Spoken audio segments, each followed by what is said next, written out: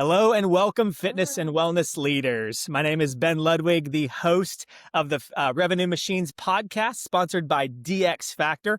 Look, I know I say this every single time, but I'm so excited about today's episode. I've got two awesome guests with me today. We've got Ron Benamor, who's our Director of Growth and Strategy for DX Factor, and our featured guest, Allison Rand. She is a growth marketing expert, a communications and content executive, currently the senior partner for ALTA Technology Group. Maybe you've heard of the Fitness Tech Summit. She is a massive part of kicking that off. That just happened here recently. I mean, for like 3 weeks straight, that's all I saw on my LinkedIn profile. I don't know about you guys, but it was all over the place. I mean, this is a huge deal. So super excited to have Allison on the show today. Allison, how you doing today? Great. Thank you so much for having me. We're so excited about today's episode. Allison, I was looking at your LinkedIn profile, and one of the things that I love is you talked about how you're constantly trying to figure out how to maximize the thumb stop ratio for the brands that you work with. I was like, man, that's clever. I love that. So I didn't make it up. I had a great performance marketing manager at UFit, and he really taught me how to do creative testing and thumb stop ratio evaluations and all of that stuff. And now I'm obsessed. I love it. I love it. You know, Allison, Yeah. you do have quite a broad background in communications, but then also fitness. So I'd love to hear a little bit about your origin story. How'd you get started in all this? I started a million years ago before you guys were born, and it was with the first website for women called iVillage. And that was at a point where people would be like, oh, you work on a website? Is that really going to be a thing? Haha. And anyway, I oversaw the diet and fitness channel, and I started in content, and I started in diet and fitness, and I loved it. What I loved was the ability to use content and digital media to help people in a way that's meaningful to them. It's not like maybe to some people saving the world or changing the planet, but it's something that people really care about. It saves lives in its own respect. And I just became like really in love with the topic. And I think I really became in love with like how the community element of it works. So back then it was, message boards. Now it's everything else, but social media, Reddit, etc. But like that conversation still continues in the four walls and digitally. Exactly. That's so true. You know, Allison, you the way that you verbalized what you saw your role as to saving lives. I think when we work in fitness and wellness, we don't necessarily think about the impact that we have on people all the time. But when we create that community, we are essentially helping people live a longer, what we like to call play span, allowing them to live a quality life further along than they would have had they not found fitness and wellness. So I love how you talked about that. Now, I got to hear how that turned into becoming a senior partner at ALTA. So, it sounds like you've got a really clear mission in your mind. How did that partner you up with ALTA? So I do love the Fitness Technology Summit. I'm like a fangirl. I got my nails colored to match the logo. I got my Fitness Technology Summit teddy bear here. I started to go when I worked at Vita Fitness as an attendee and as a speaker, and I met Tara Levitt. We became fast friends, and then it just evolved from there. I started to do some freelance work for Fitness Technology Summit. I would do it for free. I love it so much. And I just got more and more involved, and Tara and Al were like, come over here and help us and help the, fitness community. I love how small and tight the fitness community is. And when I say that, I mean owners, operators, marketers, tech people. We share like no other industry. And so I love being able to like help B2B and B2C businesses grow through like better marketing practices. And so it just made sense to do that with Tara now. I love it. That's amazing. Yeah. Speaking of small circles, I know that a DX Factor also has some ties with you guys. Ron, how did you guys end up meeting? Me and Allison? Yeah.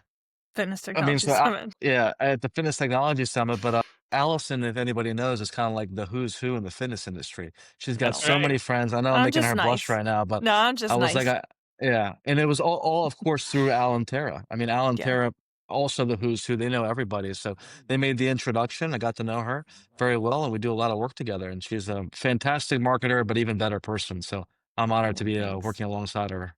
I I mean, love it. I love working with Ron. When Ron has a point, I'm always like, listen to him. That's how we are. Thank you. I learned from the best. I've been grateful for that. That's right. The best leaders are learners, That's great. Yeah. Exactly. Allison, of course you're known for your approach to marketing. And so I'd love to hear your thoughts on, maybe let's start broadly. How do you typically approach marketing consulting with most brands that you end up working with? A lot of it will really depend on the engagement. But in Mhm. general, the way I approach a brand is like I just look start at the top. Like, what's your org chart? What's your marketing spend? I look at your digital footprint, your brand reputation. So I look at the full picture. So like what needs to be done in what order? And then like where's the low hanging fruit? What's like longer term, bigger picture, bigger price tag, and start to like zero in on like what we can do now, what we need to do faster for better results. Right. So, like, are you getting leads? Are you converting them? Are you keeping your customers? What needs to be prioritized the most? And what can we afford with this budget? Right. So, a lot of times I see a need for more leads, organic, paid strategies, and then converting the leads with like lifecycle marketing and what's your join online look like, or your checkout process. So take a full evaluation of what you're seeing and go like, okay, well, what does this person need to do the most? I looked at a brand this week and I saw the pricing wasn't available on the website. There wasn't a clear and easy way to get a day pass or a Yeah. trial. And then what happens once you sign up for that trial? So like looking for the holes in the bucket and saying like, what's the fastest and easiest ways we can plug those while we work on like a longer term vision for the brand. Yeah. I love that. Yeah, that's fantastic. I think so I consult exclusively fitness businesses. And so in my consulting, Allison, I see a lot of the same things where everybody wants to drive down their cost per lead or cost per acquisition. Everybody wants to know how to do it better. The thing is, a lot of times there's just easy wins. And so I would love to hear your thoughts on like what are some of those common misalignments, or what do you see most often that brands could typically, hey, audit this and you'll find this. Yes. What do you typically see? I mean, a million things, right? A million things. But the one that I'm most obsessed with right now is Lifecycle. So you might have a CRM, a member management system, and then you have maybe like an email system that's destroyed. And I don't know what you have. Maybe you're using all these different platforms. And are Yeah. they really speaking to each other in the right rhythm? So Right. I would say going into everything in my mind right now is what do you need to do to prepare for January? Because now is that time period to start to like slope up, get everything in order, especially things that take Yeah. longer. So one of the things I would do is take a look at what happens when a lead comes in. Audit what SMS are they getting? What emails are they getting? And what tasks are your sales team getting? And are they in concert and are they like rhythmically working together so Yeah. that lead converts? Because that's what you want to shore up now so that in January, yes, you need this beautiful campaign and a wonderful offer and all those great things. But if the lead comes in and the lead isn't maximized, Yeah. then you're pretty much going to lose out and you're going to be wasting your money, which I feel like is something that like Ron and the DX team, they're really zoning in on like, okay, well, we see that there's this work over here that needs to be done. How can we do some of the work for you? Right, Ron? I mean, spot on. And as to your point, Allison, a lot of the times operators are looking for ways to generate more leads. One of the things that we're Right. seeing is kind of spending more time generating leads by reducing the manual work on the back end. Because speaking of origin story, Ben, like when I first started, before I sold to any gyms or operators, I spent time actually working on the back office of a club. And I was shocked to see how many operators are spending so much time manual work in avoiding or ignoring the being in the front of the club and speaking to the members, which helps generate leads and also helps with customer service. And that's one of the things that we've evaluated is seeing all the back end work. How do we automate that stuff? That way, the front desk folks, the staff, the PT can focus more time on high impact work like Right. generating those leads. So it's kind of the two things, having technology on the front end that engages with the members, but also on the back end that simplifies their job so they can do a better job engaging with those members organically in a natural way. That's But like great. also using AI to do a better job with your lead follow up in your life cycle. Because Right. the problem with driving leads is you only have so much money. and it's just getting more and more expensive and more competitive. So you have to take every lead and do the most you can with it. So that's like improving your life cycle, your follow-up, your speed to lead, and then also how you convert that lead online and what you do with it once you get them in the Yeah. door. That's good. Yeah. And to Allison's point, one thing that I'll say is like when you want to improve lead generation, one of the things you have to do is put yourself in the shoes of a member and think about how does a member purchase or make a purchasing decision. One of the things that we often see is that like on a website, there's a drop off in conversions because think about when you buy something, you might have a last minute question, you might have something you want to get addressed.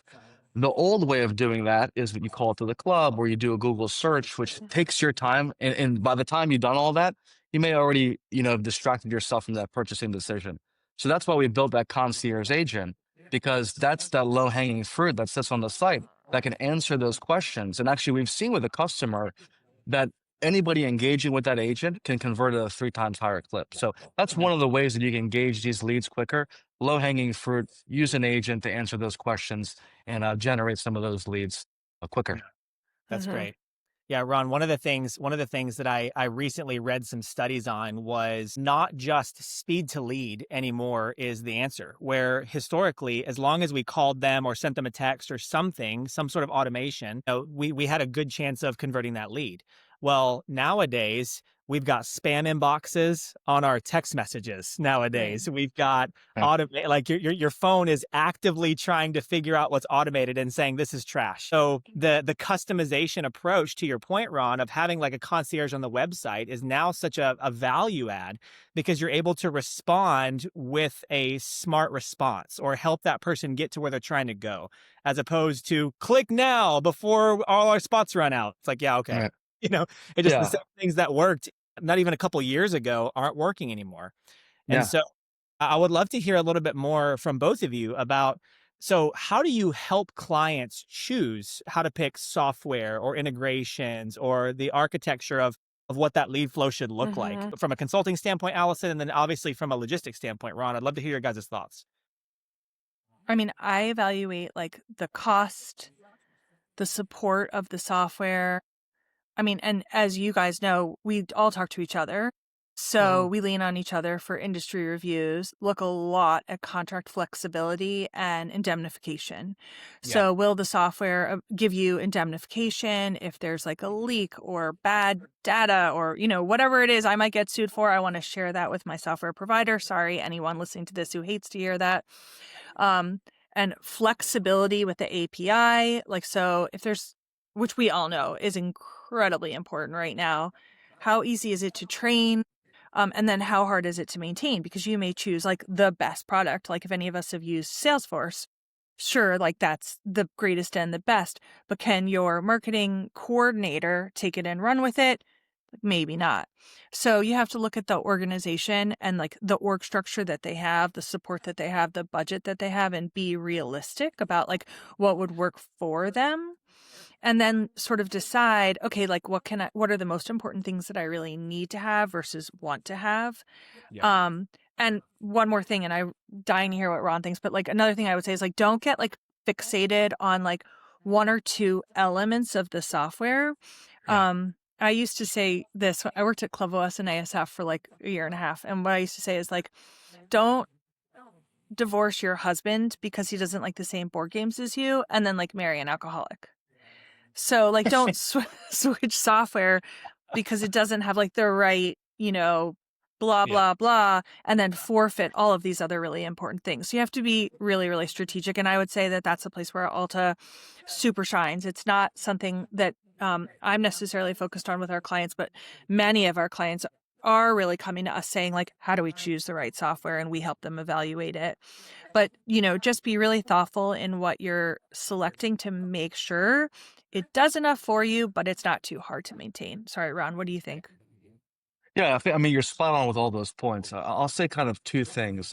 First one in the evaluation, when you're thinking of what software systems to utilize, always think of the outcome that you're looking to have.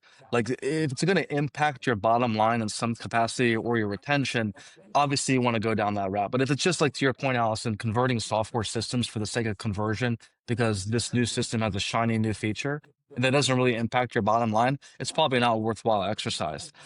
The second thing that I would say is that when you do identify what outcome and what vendors you want to work with, be very wary of the vendor that is quick to give you a proposal. And what I mean by that are they actually spending a time to do a deep discovery and understand your needs and your pain points and deliver on those pain points? I do this all the time, and maybe it's not ideal, but I'll spend time working with providers just to see how they ask questions. Sometimes I'm not going down the route of purchasing their software. I'm evaluating it, obviously, but I want to see how do they engage with me in the buying process. Are they just saying, okay, here's one demo, here's two demos, here's a proposal, go buy it? Those are the ones that I fear the implementations won't work well or the outcome is not going to generate. So look at are they asking you questions? Are they diving deeper? And then the third thing I would say, this is probably very critical now. Look across the org structure and also the company. Do they have AI embedded into their business? Because if they don't, not only are they not kind of going to help you today, but they're not future forward thinking. So you want to work with an operator that has AI in their current platform, in their roadmap, and ask those questions as you go through the buying process to make sure that that's the case. So it would be those 3 points. Yeah. Yeah, that's great. Yeah, I think that's going to be great for our listeners to hear because there are so many options out there nowadays. And everybody, I feel like there's a lot of software companies that are trying to broaden their reach by offering more. And the hard part about that is when you try and please everybody, you end up pleasing nobody. I'm sure you guys are familiar with the saying. And so my next question is, I want to hear both of your thoughts on, you know, DX Factor, for example, builds agents a lot specific to customers. So with all of these options out there, when do you advise to, not divorce your husband because of board games, Allison, and choose a software that maybe could work for you? Or when do you choose to build something specific to your business? How do you decide that? Ron, you want to go first this time? I'll take that first. I mean, we get this all the time, but when you look at companies, very rarely, this is probably, I would say, 1 to 5% of companies out there have the expertise and the technical resources in-house to build products, mainly because if you look at the fitness business, it's very, very hard to be a really good fitness operator and also an excellent technology builder. That's like a major challenge. So look at your structure. I mean, are you one of those companies that has hundreds of millions of dollars in revenue and millions of dollars into technology budget? If you do, then maybe you should build something yourself. But if you're one of those operators that is like, wants to double down on the fitness business, I think there's more than enough good software providers out there just to partner with somebody to execute on whatever that operation or that technology you're looking to buy is. So very rare would you be able to build versus buy. Sure. Yeah.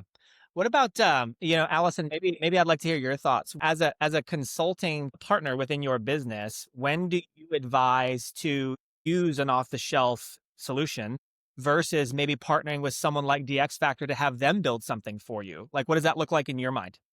So most of the time when I'm looking at budgets, I'm looking at things that are on the shelf for everything Ron said. There are Sure. cases where somebody needs something custom and DX is it's a constant source, a constant resource that we go to. I would say when you're choosing software, is the software amenable? Can you take the API and layer on top what you need, or do you really need to develop the whole thing yourself? Mhm. So there's sort of like this middle ground, right? So if I went to DX Factor and I said, I love this, the API is available to me, can you do what I needed to do on top of it? That would probably be a sweeter spot than to try to create something yourself. But take a look at your budget. Take a look at how much money you're going to send licensing. Let's say it's your member app and you're going to spend X dollars a month times X months you're going to use it times X locations. And suddenly you're spending a ton of money for something you don't love. Great. DX can build your app for you and that's fine. But if you don't have the resources to manage that process and everything Ron said, if you can't really manage it the way you want it to be managed and then maintain it, don't fool yourself into doing that. You're not a product development company, you're a gym, right? Correct. Yeah, Yeah, it's good. and to Allison's point, Ben, just to add one thing, when we do speak to some of the select operators that want to build something themselves, the one thing that they often overlook is you can build something, but maintaining it and evolving it, especially nowadays where things are changing rapidly, that's very time consuming and cost inefficient. So that's one thing that you have to look at. Like, do you have the resources to build and maintain it over the course of the next 5, 10, 15 years, or is that going to drag you down? Just wanted to Exactly. add that point, the maintenance Yeah. point.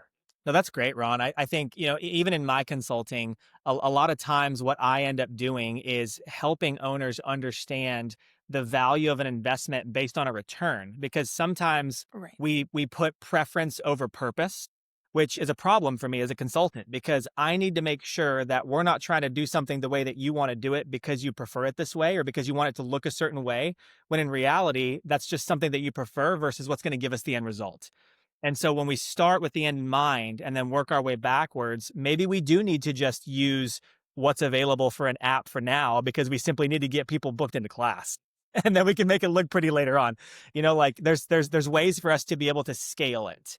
And so I think bringing that all together, that's a lot of what we've all seen in the industry is we've got to help people understand the sustainability of the business, which, speaking of sustainability, Ron, some of the things that you mentioned about how you consult with companies or how you evaluate companies is looking at how they operate. Do they use AI? What are they doing? What's their process like?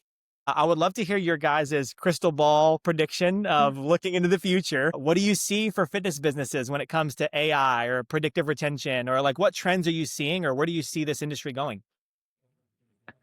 Yeah, I mean, I think that this is the hard question to answer because how this is evolving so quickly. But I will say one of the things that I think will happen in the next probably a year or two is you're going to see a lot of operators using AI to automate virtually every back office process that they have. That's one of the things that is really bringing down people because labor costs, especially now in certain states as well, is very high. And AI, a lot of operators don't know this because they haven't delved into it yet, but AI is actually pretty cost effective. It's not very expensive to utilize AI at Yeah. scale, especially. So if you look at your back office and you see, like a very manual collections process, or you see a very, manual member auditing or billing process, those are things that if you use AI to simplify those very repeatable tasks, you're going to see your labor costs drastically decrease and also your efficiency increase significantly because I'm not going to sit here and advocate for AI to replace a back office or collections person. What I would say is that it would augment their role, make them do their job a little bit better, but more importantly, let them repurpose their role to more revenue generating, high outcome tasks, as opposed to those small, repeatable tasks that just end up bringing them down in terms of their role. So that's what Exactly. I would say. I Automating have the like back office. Go ahead, so Allison. many things to say back. I don't know if I can like remember them all. But one is the only way we're going to be successful as an industry in the future is if we're less reliant on so many human hours. So everything Ron said is the crux of it all is like we cannot have such large headcounts and so many human hours doing things AI can do if we want to have like a positive P&L. But also, like the things I'm obsessed with are how do you look to AI? Like, are you looking at your brand within the lens of an AI search and saying, like, what is AI saying about me? How are consumers searching for me and like finding me on AI? And then how am I using AI to be found with paid media? So I'm looking at like the new Meta releases and saying, okay, like now Meta is changing their way of serving ads, right? They've become more sophisticated about like pulling the right creative and serving it up to the right person. Am I developing enough creative to serve that piece? So it's like now I need to use AI in my back office, but I also need to use it strategically to create my marketing campaign and serve the right ads to the right people to drive my members in. Right. Yeah.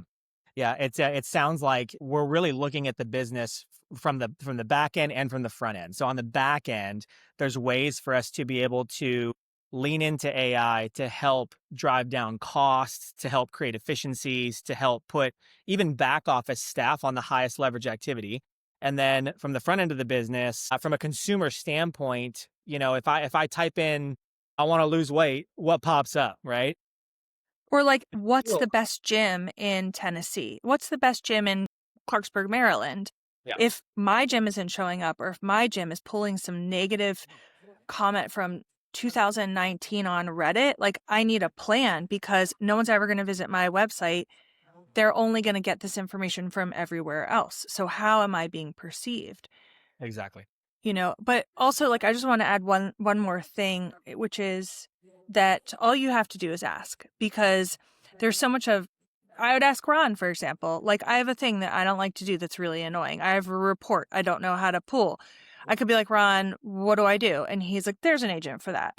So like anything that we think as operators is like annoying or a waste of time, there's probably a solve for it if you ask your friends in the industry and those suppliers that are creating solutions. Chances are, like, we have people who spend hours creating reports, right? But chances are, if you put your pencil down and you picked up the phone, you started to call people, someone's like, I know how to automate that. It'll be in your inbox every morning while you're drinking coffee. I love it. I love it. That was actually going to be my next question, Oh, Allison. whoops. Sorry. No, that's perfect. That's perfect. Because I want to Like, bring was that. your question, do you like coffee? Because the answer is yes. Of course. Of course. I think you have to have some sort of caffeine to work in the fitness industry on a regular basis. Ron, I am curious to hear your thoughts, because my question was going to be, okay, so as an operator, where do I start? Do I type in my ad copy into ChatGPT and say, make it specific to my clients? Or do I reach out to you and say, hey, Ron, how do I create better ads? How do I help cut payroll? I'd love to hear your thoughts on how you advise clients when you do speak to them. Yeah, I mean, I think that's a question that definitely the answer will change depending on who you talk to. So, I mean, to my earlier point, like where you would start is reaching out to a company like DX Factor or any of our competitors. I'm not going to shy away from the competition, but talk to them and really ask them in a advisory capacity. Like, ask me questions, understand my business, advise me what agents make the most sense or what AI automation makes the most sense for my specific use case. Because I do this all the time. I have conversations with the boutique, SMB, mid-tier, HVLP, enterprise. They all have varying different needs. Yeah. And some of them are like needs that are immediate fixes, with easy agents like concierge or collections. Some of them are more complex or require some level of customization and some, more thorough input. So that's what I would do. Talk to a company that does AI, but speak to them in a consultancy advisory manner, as opposed to just like, hey, what's your product? Pitch me your product. Let's buy it and let's move forward with it. So that's the approach that we always take at DS Factor. Let's consult them. And in fact, a couple of weeks ago, I had a call with somebody that said, hey, we want to do X, Y, Z. And I said, this happened yesterday. I'm sorry. We want to do X, Y, Z. And I said, that's not our bread and butter. That's not our core competency as a business. Here are two companies out there that do that a little bit better than we do. And I turned down that business because I feel like we are not the right fit for them. So that's the approach that I would take. Talk to them and ask them a lot of questions.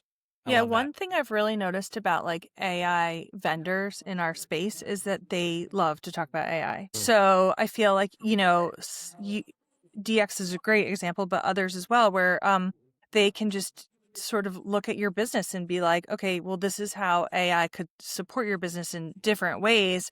And it's like they just, for all of the any of the AI companies that you see at the conferences, they just love talking about it. And so it's like, learn as much as you can. And the same goes with paid media partners too. If you're trying to figure out like, how can I optimize my paid media spend?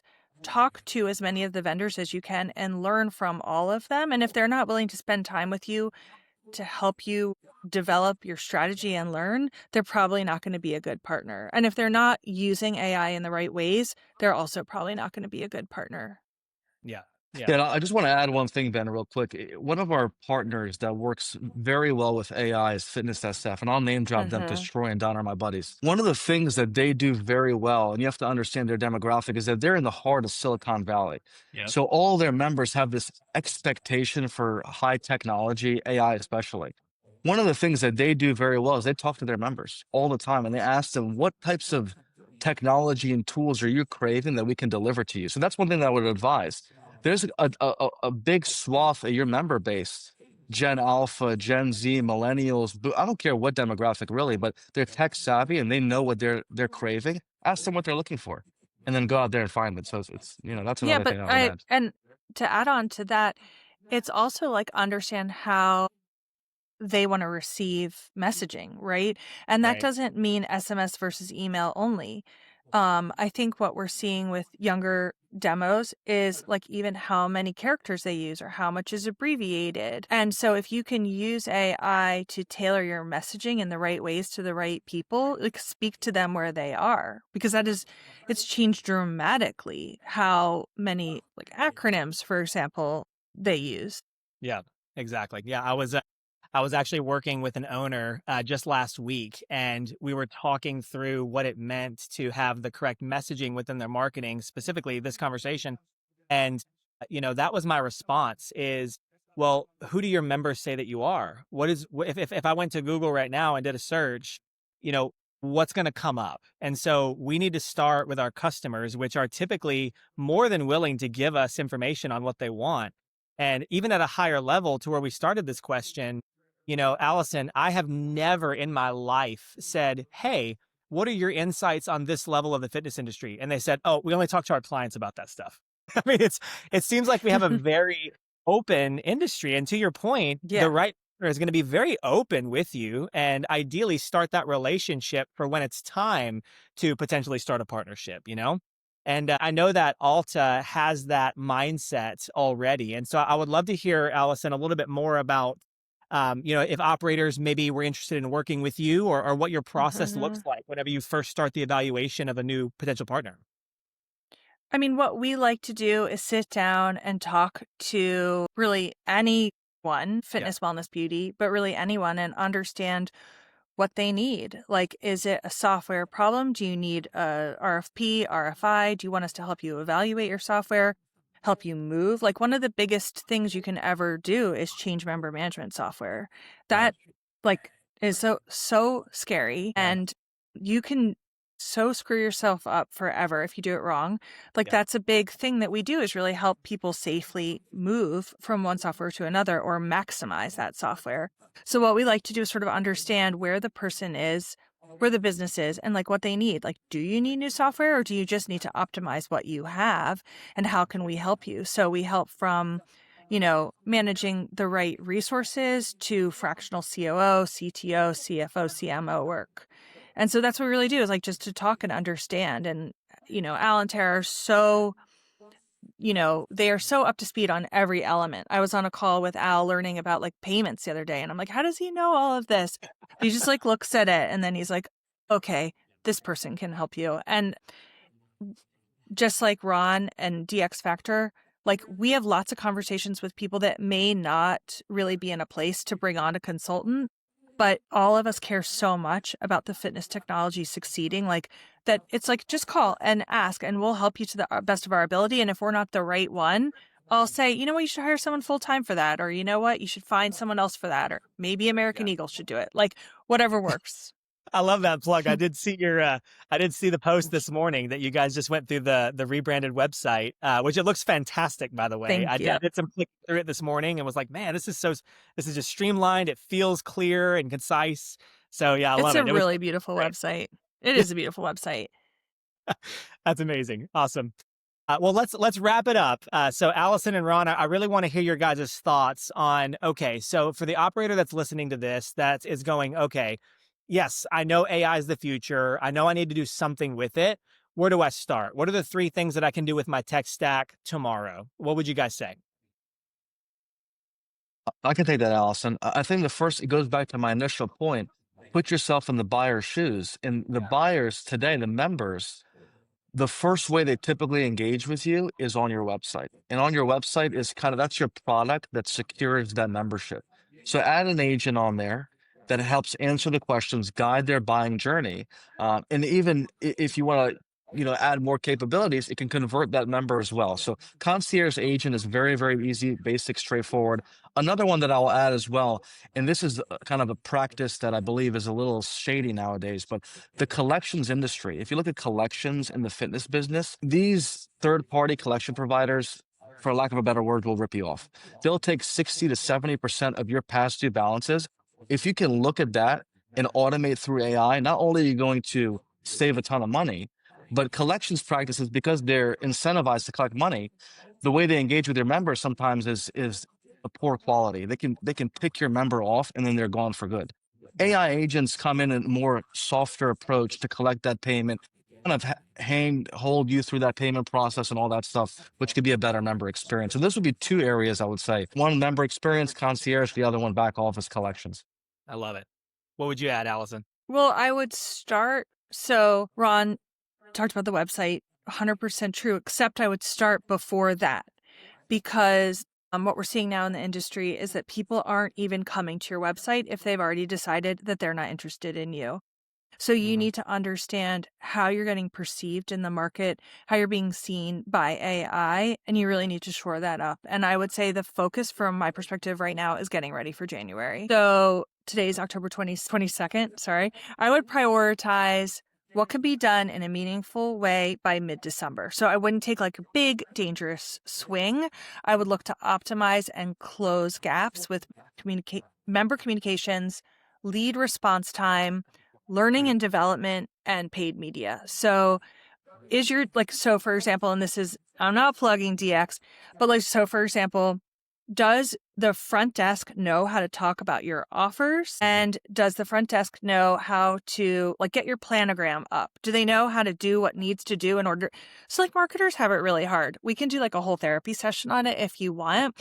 But we spend all this money and the leads go out and then the sales team doesn't do what we want with them. And then we create all this collateral and then the flyers sit in a dusty folder, or they put up the folder, but then they they put up the flyer and then they never put the flyer down. So it's for a promotion that was in May and now we're in October. So you want to get your house clean and organized and ready for October. And I feel some of that is the learning and development agent. So does the front desk know what they need to do, and what can you take off the front desk and automate through AI so that there's less area for mistakes and for better performance once the leads come in? Exactly. Yeah. You're Allison, you're giving me some PTSD from my big box days. I'm I know, right? More phone calls. You do a club visit and you're like, no, not that.